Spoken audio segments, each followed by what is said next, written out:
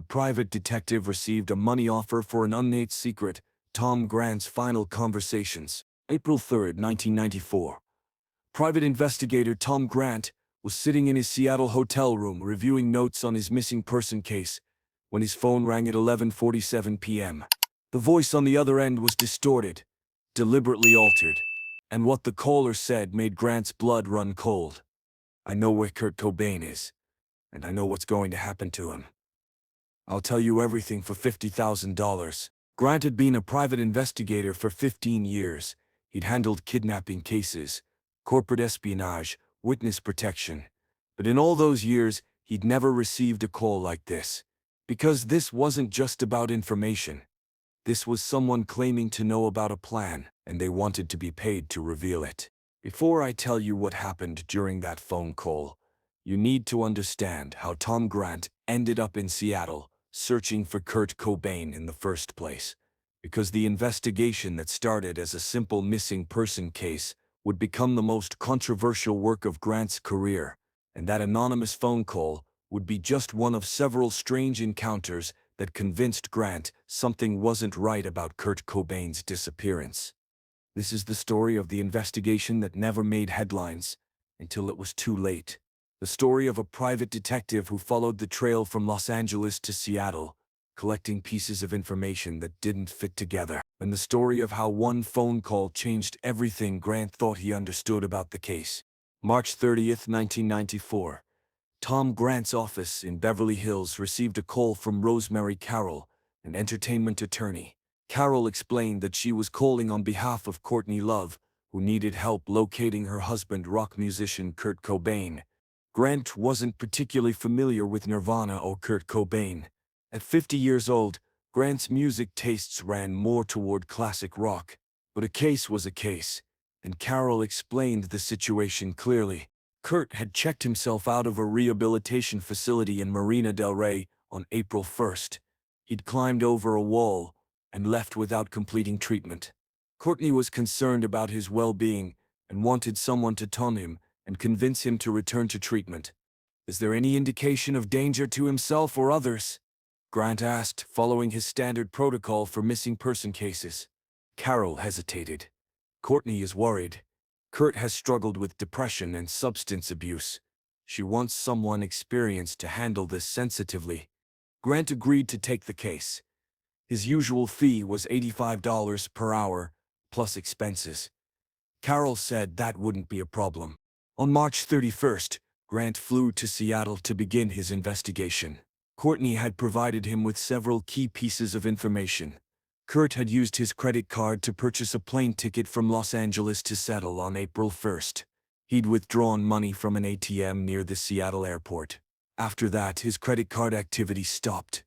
Grant's first step was to meet with Courtney Love at the Cobain residence on Lake Washington Boulevard. The house was large, situated on nearly 2 acres of property with views of the lake. When Grant arrived, Courtney was there with her friend and assistant, Jessica Hopper. "I just want to know he's safe," Courtney told Grant. "If you can find him and talk to him, maybe you can convince him to get help." Grant asked standard investigative questions. Did Kurt have friends in Seattle he might stay with? Were there locations he frequented? Had he mentioned any plans? Courtney provided names and addresses. She mentioned that Kurt had been staying in various hotels around Seattle recently, even though they owned the house. She said their relationship was complicated, that Kurt needed space sometimes. Grant began making calls, checking hotels, contacting people who might have seen Kurt, standard investigation procedure. But within the first 24 hours, Grant started noticing things that seemed unusual for a typical missing person case.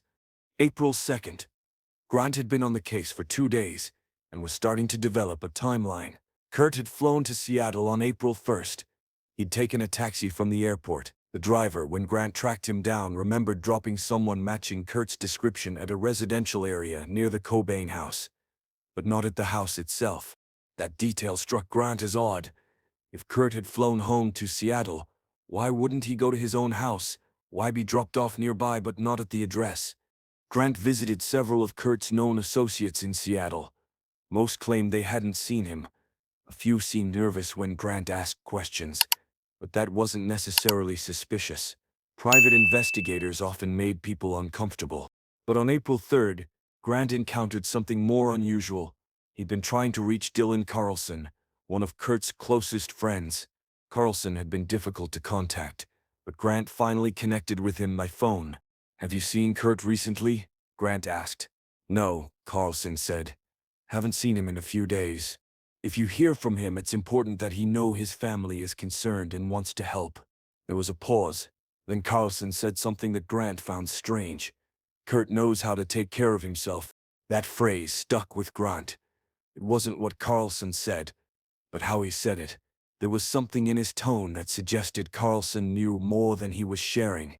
Grant made a note to follow up with Carlson, but before he could arrange an in-person meeting, something else happened that changed the direction of the investigation.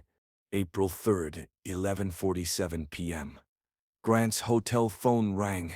He'd given his hotel contact information only to Courtney Love's attorney and to a few people he'd interviewed in Seattle. So when he answered, he expected it might be related to the case. Instead, he heard a voice that had been electronically altered, not disguised with a handkerchief or by pitching up naturally, but processed through some kind of device that made it sound robotic and gender-neutral. "Mr. Grant," the voice said, "I understand you're looking for Kurt Cobain." Grant's investigative instincts immediately kicked in. He grabbed a notepad and started writing. "Who is this?" That's not important. What's important is that I have information about Kurt's location and his situation, information that his wife would want to know. "If you have information about a missing person, you should contact the police," Grant said, following standard protocol. "The police aren't looking for Kurt Cobain. He's an adult who left treatment voluntarily. They won't investigate unless there's evidence of a crime." That was true. Grant had already confirmed that Seattle PD had no active missing person report on Kurt, because there was no indication of foul play or danger. "What information do you have?" Grant asked. "I know where Kurt is staying. I know who he's been meeting with, and I know what's being planned." Grant felt his pulse quicken. "What's being planned?" "That information comes at a price. $50,000. Cash. You bring the money to a location I specify, and I provide you with everything you need to know." This was unusual. In Grant's 15 years as an investigator, he'd occasionally had informants who wanted payment, but they typically asked for a few $100s, maybe 1,000. 50,000 suggested someone with very valuable information or someone running a scam. "I need to verify you actually have information before discussing any payment," Grant said. Kurt checked into the Marco Polo Motel on Aurora Avenue on April 1st. Under the name Bill Bailey. He stayed there for 2 nights. He left on the morning of April 3rd. That's free information. "The rest costs money." Grant wrote this down. "I'll need to verify that." "You do that, Mr. Grant. When you confirm I'm telling the truth, you'll know I have more. I'll call you tomorrow at 9 p.m. Think about whether finding Kurt Cobain is worth $50,000 to his wife." The line went dead. Grant immediately called the Marco Polo Motel. The night clerk confirmed that someone matching Kurt's description had checked in under the name Bill Bailey on April 1st and checked out on April 3rd. The caller's information was accurate. April 4th. Grant spent the day trying to trace the previous night's call. The hotel had caller ID, but it showed the call came from a payphone near downtown Seattle. Grant visited the location, but there were no security cameras nearby and the payphone was in a busy area where dozens of people passed through daily. Grant contacted Rosemary Carroll and explained the situation. Should he agree to pay for information? Was this a legitimate source or an attempted extortion? Carroll said she'd discuss it with Courtney and get back to him.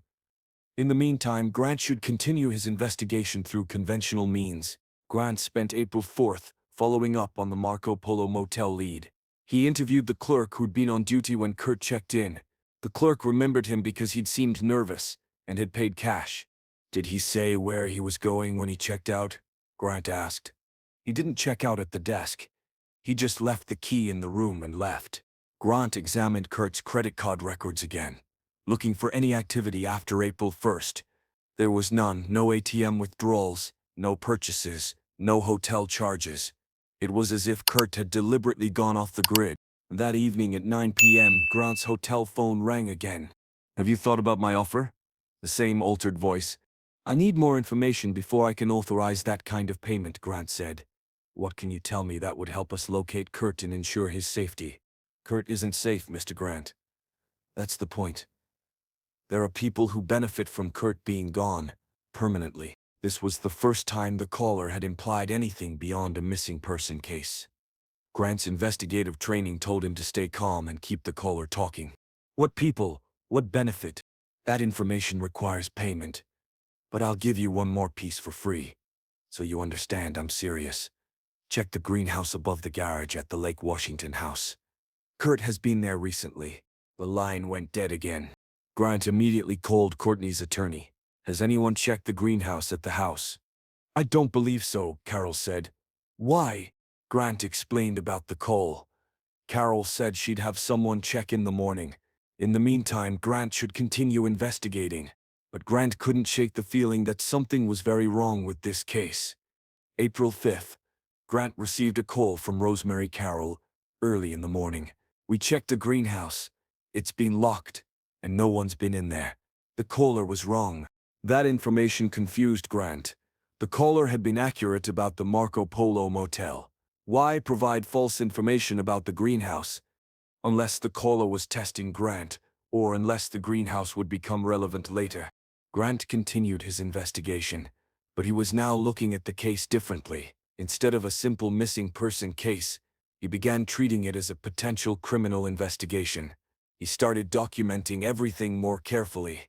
He recorded his phone conversations. He kept detailed notes with timestamps. On the afternoon of April 5th, Grant decided to visit the Lake Washington house himself. Courtney was in Los Angeles, but she'd given Grant permission to access the property if needed. Grant arrived at the house around 3 p.m. The property was quiet. He walked around the perimeter, noting the layout. The main house, the garage, with the greenhouse room above it, the wooded areas surrounding the property. Grant tried the door to the greenhouse. It was locked, as Carol had said. But something made Grant pause. There was something about the space that felt significant. He couldn't articulate why, but his investigative instincts were telling him this location mattered. Grant took photographs of the property from various angles. He documented everything. Then he left and returned to his hotel. That evening the phone rang again at 9 p.m. Grant had been expecting it. "Mr. Grant, have you secured the payment?" "I need to speak with my client about the amount," Grant said. "But I need more assurance that your information is legitimate and actionable." "Kurt Cobain will be found dead within the next week," the voice said. "And when he is, the official story will be that he killed himself. But that's not what will have actually happened." Grant felt cold. "What are you saying?" "I'm saying that for $50,000, I can give you evidence that will prove what really happened. Evidence that will show Kurt didn't die by his own hand. But you need to decide quickly because once he's found, certain evidence will be cleaned up and disappear. If you have knowledge of a planned crime, you need to report it to police," Grant said. "The police won't investigate based on an anonymous tip with no concrete evidence. You know that, Mr. Grant. You're a former law enforcement officer yourself. You know how the system works." That detail made Grant pause. He had been a police officer before becoming a private investigator. But that wasn't common knowledge. The caller had researched him. "If what you're saying is true, people's lives are at stake," Grant said. "One person's life," the caller corrected. "Kurt Cobain. And I'm telling you, it's probably already too late. But maybe, if you move quickly enough, you can find him before it happens. Or at least, you can find evidence of the truth afterward." "What evidence?" $50,000, Mr. Grant. That's my price for the truth." The line went dead. Grant sat in his hotel room staring at his notes. Was this caller legitimate? Or was someone playing an elaborate game, possibly to extort money from a wealthy family during a crisis? But the caller knew details they shouldn't know. The Marco Polo motel, Grant's background in law enforcement, and their predictions had a specificity that suggested real knowledge. Grant called Rosemary Carroll and explained everything. "I believe we should report this to the Seattle Police Department. Anonymous threats against Kurt's life should be investigated." Carroll agreed, but she also said something that Grant would remember later. "Tom, I want you to document everything about this case. Every call, every lead, every suspicion, because I have a feeling that, when this is over, we're going to need a complete record of what actually happened." April 6th. Grant filed a report with Seattle PD about the anonymous caller's threats. The detective who took the report was polite but non-committal. Without concrete evidence of a crime or a specific threat, there was little they could do. Kurt Cobain was an adult who had left treatment voluntarily. Until there was evidence of foul play, it remained a private matter. Grant continued his investigation. He interviewed more of Kurt's associates. He checked with hospitals, rehab facilities, and clinics. He contacted Cobain's friends in Los Angeles. Everyone claimed they hadn't seen him. On April 7th, Grant met with Dylan Carlson again, this time in person. Carlson was more forthcoming in the face-to-face meeting. "Look, Kurt's been struggling," Carlson said. "But he's an adult. He makes his own decisions. If he wants to be left alone, people should respect that. His family is concerned about his safety," Grant said. Carlson looked uncomfortable. "Kurt's family consists of Courtney and Francis, and Courtney isn't always. Look, their relationship is complicated." "Complicated how?" "I don't want to get in the middle of their personal business," Grant pressed, but Carlson wouldn't elaborate. He did mention one thing, though. Kurt had been talking a lot about wanting to get away from Seattle, from the music industry, from everything. "Did he mention specific plans?" Grant asked. "No, just that he wanted to disappear for a while." That word "disappear" stayed with Grant. April 8th. Grant's hotel phone rang at 6:30 a.m. It was Courtney's attorney. "Tom, Kurt has been found. He's deceased. The police are calling it a suicide." Grant felt stunned. Despite the anonymous caller's warning, despite his growing suspicions, he hadn't truly believed it would end this way. "Where was he found?" "At the house. In the greenhouse above the garage." The greenhouse. The location the anonymous caller had mentioned on April 4th. 3 days before Kurt's body was discovered there, Grant immediately requested permission to go to the scene, but was told the police had already sealed the property. The medical examiner's preliminary assessment was suicide by self-inflicted gunshot wound. Based on the condition of the body, they estimated Kurt had been dead for approximately 3 days, possibly since April 5th. The same day the anonymous caller had said, "Kurt Cobain will be found dead within the next week." In the days following Kurt's death, Grant reviewed everything about his investigation. The timeline, the phone calls, the leads that had gone nowhere, and the ones that had been strangely accurate. The anonymous caller never contacted Grant again. The offer of information for $50,000 disappeared along with whoever had been making the calls.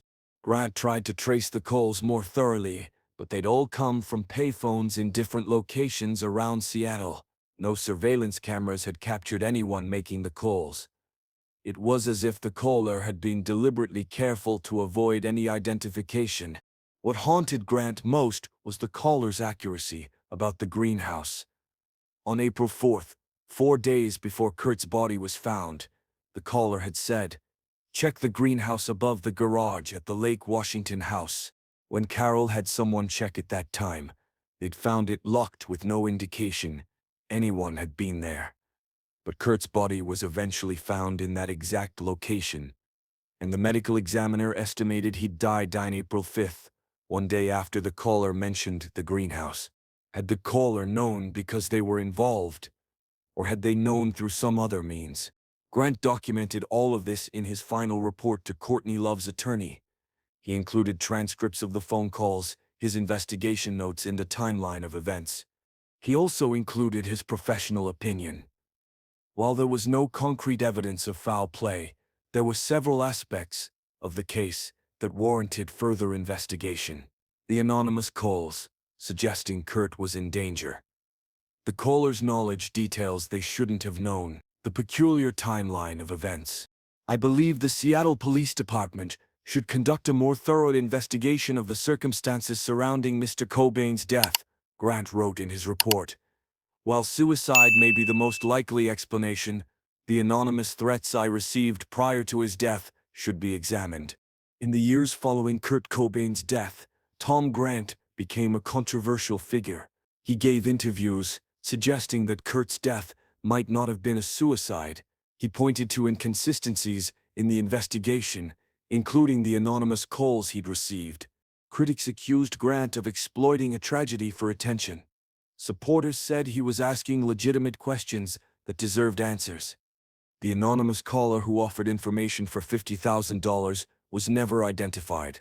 The Seattle Police Department investigated the calls briefly, but found no evidence they were connected to Kurt's death. They concluded it was likely someone attempting to extract money from a wealthy family during a crisis, a form of opportunistic extortion. But Grant always wondered, how did the caller know about the greenhouse specifically? How did they know Kurt would be found dead within a week? How did they know details about Grant's background? In 15 years, as an investigator, I'd handled hundreds of cases, Grant said in a 1997 interview.